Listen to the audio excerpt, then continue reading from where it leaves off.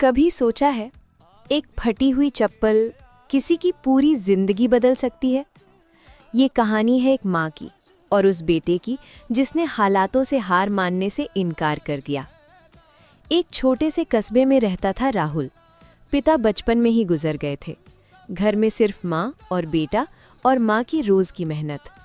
हर सुबह माँ वही पुरानी घिसी हुई चप्पल पहनकर लोगों के घर काम पर जाती।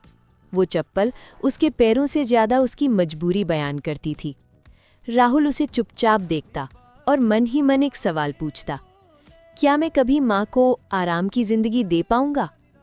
स्कूल में राहुल का मजाक उड़ाया जाता, पुराने कपड़े, फटी किताबें और पैरों में वही चप्पल। लेकिन किसी को नहीं पता था कि वो लड़का चुप रहकर लड़ना सीख रहा है। एक दिन टीचर ने पूछा, बड़े होकर क्या बनना चाहते हो?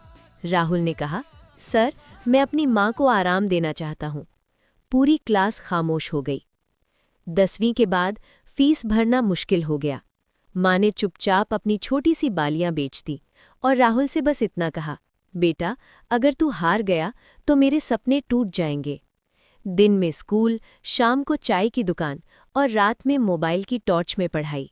कई बार भूखा सोया, लेकिन सपनों को भूखा नहीं मरने दिया। एक दिन माँ बीमार पड़ गई। लोगों ने कहा, अब पढ़ाई छोड़ दे, लेकिन राहुल ने कहा, अब पीछे नहीं हटूंगा। और फिर वो दिन आया।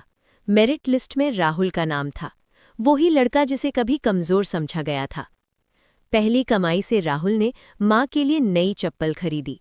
माँ रोते हुए बोली, अब पुरानी फेंक दो। राहुल ने कहा, माँ, ये चप्पल नहीं, मेरी ताकत है।